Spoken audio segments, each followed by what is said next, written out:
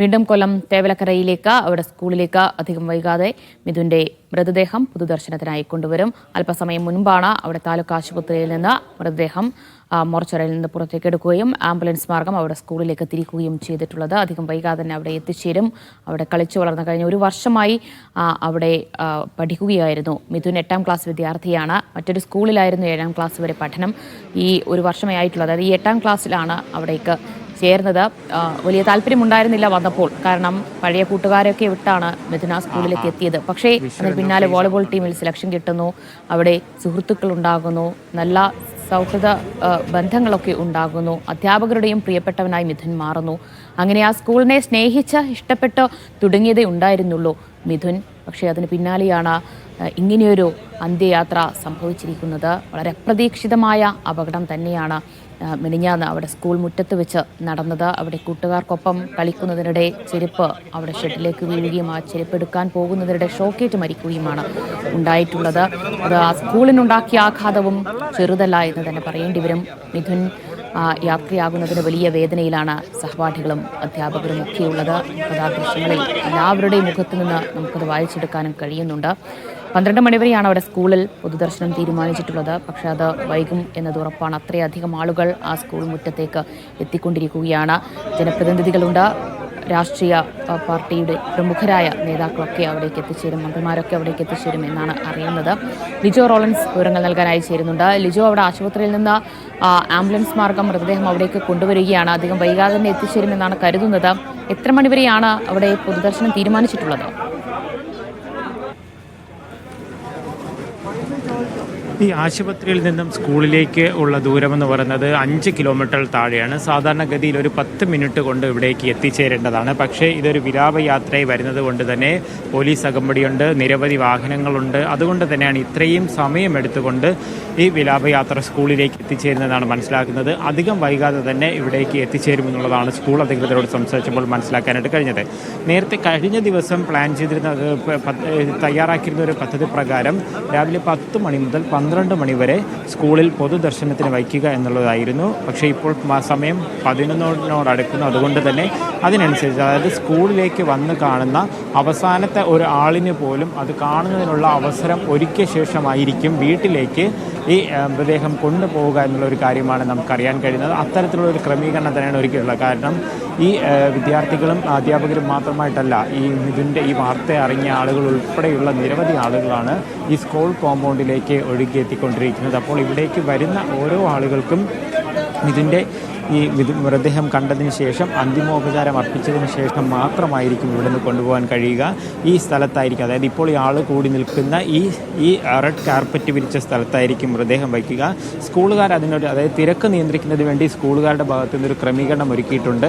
2 വശത്തു കൂടി, അതായത് ഒരേ സമയം തന്നെ 2 വരികളായി കയറി അതിനെ 2 ദിശയിലേക്ക് തന്നെ പോകുക. അതായത് തമ്മിൽ ഒരു ബ്ലോക്ക് ഉണ്ടാകാതെ, അല്ലെങ്കിൽ പരമാവധി തിരക്ക് കുറയ്ക്കുന്നതിൻ്റെ ഭാഗമായിട്ടാണ് അത്തരത്തിലൊരു ക്രമീകരണം ഒരുക്കുന്നത്. 2 വശത്തും കുട്ടികൾക്കും ഒപ്പം തന്നെ ആളുകൾക്ക് ഒരു അന്തിമോപചാരം അർപ്പിച്ച് പൂക്കൾ വിതറുന്നതിന് വേണ്ടിയുള്ള ഒരു ക്രമീകരണവും സ്കൂളിൻ്റെ ഭാഗത്ത് തന്നെ ഒരുക്കുകയും ചെയ്തിട്ടുണ്ട്. വിദ്യാർത്ഥികളായിട്ടുള്ള അധികം ആളുകൾ ഇപ്പോൾ ഇവിടേക്ക് എത്തിയിട്ടില്ല. ഈ മൃതദേഹം എത്തുന്നതോടുകൂടെയാണ് അടുത്തൊക്കെയുള്ള കുട്ടികൾ കൂടുതലായിട്ട് ഇവിടെ എത്തിച്ചേരുക എന്നുള്ളതാണ് മനസ്സിലാക്കാൻ കഴിയുന്നത്.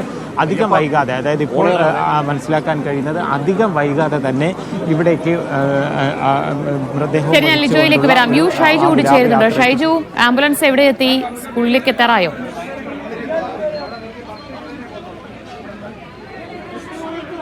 ദിവ്യ, ആശുപത്രിയിൽ നിന്നും മിഥുന്റെ മൃതദേഹം വഹിച്ചുകൊണ്ടുള്ള ആംബുലൻസ് പുറപ്പെട്ടു മുന്നോട്ട് നീങ്ങുമ്പോൾ പല സ്ഥലത്തും ആളുകൾ കൂട്ടം കൂടിയിരുന്ന് മിഥുനെ അവസാനമായി ഒരു നോക്ക് കാണുന്നതിന് വേണ്ടിയിട്ടുള്ള ഒരു ശ്രമം നടത്തുന്നുണ്ട്.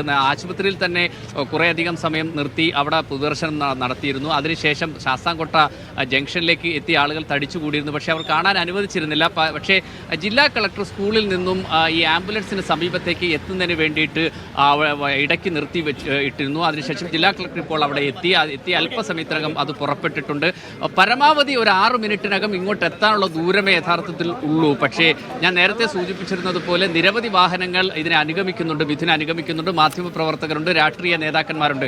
കൊടുക്കുന്നിൽ സുരേഷ്, അതോടൊപ്പം തന്നെ കോവൂർ കുഞ്ഞുമോൻ അടക്കമുള്ള ജനപ്രതിനിധികൾ ഈ മൃതദേഹത്തിനൊപ്പമുണ്ട്. ജില്ലാ കളക്ടറും ഇപ്പോൾ മൃതദേഹത്തോടൊപ്പം ചേർന്നിട്ടുണ്ട്. ഇപ്പോൾ ആഞ്ഞിലിമൂടി ജംഗ്ഷനിലാണ് എത്തിയിട്ടുള്ളത്. അല്പസമയത്തിനകം അവിടെ നിന്ന് കാരാളിമുക്ക് വഴി നേരെ ഈ സ്കൂളിലേക്കാകും എത്തുക. ഈ സ്കൂളിന്റെ പരിസരത്ത് ഇപ്പോൾ അണമുറിയാത്ത ഒഴുക്ക് നമുക്ക് കാണാൻ. സ്കൂളിന്റെ പുറത്ത് നല്ല മഴയുണ്ട്. ഈ മഴയൊക്കെ അവഗണിച്ചുകൊണ്ട് ഈ സ്കൂളിന് പുറത്ത് നിരവധി ആളുകളാണ് മിഥുനെ അവസാനമായി കാണുന്നതിന് വേണ്ടി കാത്തു നിൽക്കുന്നത്. അങ്ങേയറ്റം സങ്കടകരമായ കാഴ്ചകൾക്കാണ് നമ്മൾ സാക്ഷ്യം വഹിക്കേണ്ടി വരുന്നത്. കാരണം അത് അത്ര പറഞ്ഞറിയിക്കാൻ കഴിയുന്ന ഒരു വികാരമല്ല എന്ന് നമുക്കറിയാം. കാരണം അങ്ങേയറ്റം ഈ വർഷമാണ് ഈ സ്കൂളിൽ മിഥുൻ പഠിക്കാനെത്തി അധിക നാളാകുന്നതിന് മുമ്പേ തൻ്റെ ജീവൻ ഈ സ്കൂളിൽ പൊലിയേണ്ടി വന്ന ഒരു പാവം കുഞ്ഞ്. ആ കുഞ്ഞിൻ്റെ മൃതദേഹം ഒരു നോക്ക് കാണുന്നതിന് വേണ്ടിയിട്ട് ഏറ്റവും അടുത്ത സഹപാഠികൾ, കൂട്ടുകാർ, ബന്ധുക്കൾ, നാട്ടുകാർ, അധ്യാപകർ, അനധ്യാപകർ, സ്കൂൾ അധികൃതർ, ജനപ്രതിനിധികൾ, പ്രാദേശിക നേതാക്കൾ എല്ലാവരും തന്നെ എത്തിയിട്ടുണ്ട്. RSP general secretary Shibu baby John സ്കൂളിൽ എത്തിയതിനു ശേഷം ഇപ്പോൾ അദ്ദേഹം പുറത്തേക്ക് പോയിട്ടുണ്ട്. അതോടൊപ്പം തന്നെ മന്ത്രിമാരെത്തുന്നുണ്ട്, ജനപ്രതിനിധികൾ, MP-മാർ, MLA-മാർ അടക്കമുള്ള ആളുകൾ ഈ സ്കൂളിലേക്കാണ് എത്തുക. നേരത്തെ പലതവണ നമ്മൾ സൂചിപ്പിച്ചിരുന്നത് പോലെ ഈ സ്കൂളിലേക്കായിരിക്കും അധികം ആളുകൾ എത്തുക. കാരണം ഇതിൻ്റെ വീട്ടിൽ അധിക സമയം പൊതുദർശനത്തിന് വെക്കാൻ കഴിയാത്ത ഒരു സാഹചര്യമുണ്ട്. കാരണം അവിടെ സൗകര്യങ്ങൾ കുറവാണ്. അവിടേക്ക് കൂടുതൽ ആൾ എത്തിയാൽ അത് വലിയ പ്രയാസം സൃഷ്ടിക്കും എന്നതുകൊണ്ട് പരമാവധി സമയം സ്കൂളിലാണ് പൊതുദർശനം. അതോടൊപ്പം തന്നെ മിഥുൻ്റെ അമ്മ, സഹോദരൻ ഇവർ ദേശീയപാത വഴിയാണ് ഇങ്ങോട്ട് വന്നുകൊണ്ടിരിക്കുന്നത് നെടുമ്പാശ്ശേരി വിമാനത്താവളത്തിൽ നിന്നും. അവർ വളരെ വേഗത്തിൽ പോലീസ് അതിന് വേണ്ടിയിട്ടുള്ള സൗകര്യങ്ങൾ ഒരുക്കി കൊടുക്കുന്നുണ്ട്. ആ സൗകര്യങ്ങൾക്കനുസരിച്ച് നേരെ വീട്ടിലേക്കാണ് എത്തുക. സുജ വീട്ടിലേക്ക് എത്തുന്നതനുസരിച്ച് മിഥുൻ്റെ മൃതദേഹം സ്കൂളിൽ നിന്ന് എടുത്ത് വീട്ടിലേക്ക് കൊണ്ടുപോവുക എന്നതാണ് ക്രമീകരിച്ചിട്ടുള്ള പ്രധാനപ്പെട്ട നടപടിക്രമം. അവിടെ എത്തി കർമ്മങ്ങൾ പൂർത്തിയാക്കി 5 മണിയോടുകൂടി സംസ്കരിക്കാനാണ് തീരുമാനിച്ചിട്ടുള്ളത്. അതനുസരിച്ചുള്ള ക്രമീകരണങ്ങൾ വിദ്യാഭ്യാസ വകുപ്പും പോലീസ് ഉദ്യോഗസ്ഥരും ഒക്കെ നേരിട്ട് തന്നെയാണ് നടത്തിക്കൊണ്ടിരിക്കുന്നത്.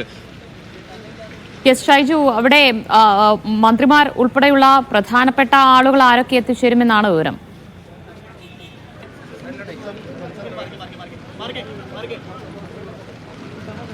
ദിവ്യ, അത് സംബന്ധിച്ച് പലതരത്തിൽ ഉള്ള ധനകാര്യമന്ത്രി KN ബാലഗോപാൽ, വിദ്യാഭ്യാസ മന്ത്രി അടക്കമുള്ള ആളുകൾ ഇങ്ങോട്ട് എത്തും എന്നാണ് നമ്മൾ പ്രതീക്ഷിക്കുന്നത്. അതോടൊപ്പം തന്നെ നിരവധി MP-മാർ, MLA-മാർ ഒക്കെ തന്നെ സ്കൂളിലേക്കാണ് എത്തുക. അല്പസമയങ്ങൾക്ക് മുമ്പാണ് RSP general secretary Shibu baby John സ്കൂളിൽ എത്തിയിട്ടും മടങ്ങിയിരുന്നു. അദ്ദേഹം അല്പസമയത്തിനകം തിരിച്ചു വരും. അതോടൊപ്പം തന്നെ ഈ അർത്ഥത്തിലുള്ള രാഷ്ട്രീയ നേതാക്കന്മാർ, സാമൂഹ്യ പ്രവർത്തകർ, പ്രാദേശിക ഭാരവാഹികൾ അടക്കമുള്ള ആളുകൾ ഇവിടേക്കാണ് എത്തുക. മാത്രമല്ല അടുത്ത ബന്ധുക്കൾ, നാട്ടുകാർ, സുഹൃത്തുക്കൾ, അധ്യാപകർ, സഹപാഠികൾ എല്ലാവരും തന്നെ ഈ സ്കൂളിലേക്കാണ് എത്തുന്നത്. ഈ സ്കൂളിൽ കൂടുതൽ സമയം പൊതുദർശനം അനുവദിക്കും. കാരണം മിഥുനെ അവസാനമായി കാണാൻ ഒരാൾ പോലും ബാക്കി ഉണ്ടാവരുത് എന്നതുകൊണ്ടാണ്. അതുകൊണ്ട് പരമാവധി ആളുകൾക്ക് പൊതുദർശനം അനുവദിച്ചുകൊണ്ടുള്ള ഒരു ക്രമീകരണമാണ് സ്കൂളിൽ ഏർപ്പാട് ചെയ്തിട്ടുള്ളത്. ഒരു നാടൊന്നാകെ മിഥുന യാത്രാമൊഴി നൽകാനായി അവിടെ കാത്തിരിക്കുകയാണ്. അവിടെ സ്കൂളിലാണ് പൊതുദർശനം. അധികം വൈകാതെ മിഥുന്റെ മൃതദേഹം അവിടെ സ്കൂളിൽ എത്തിച്ചേരും.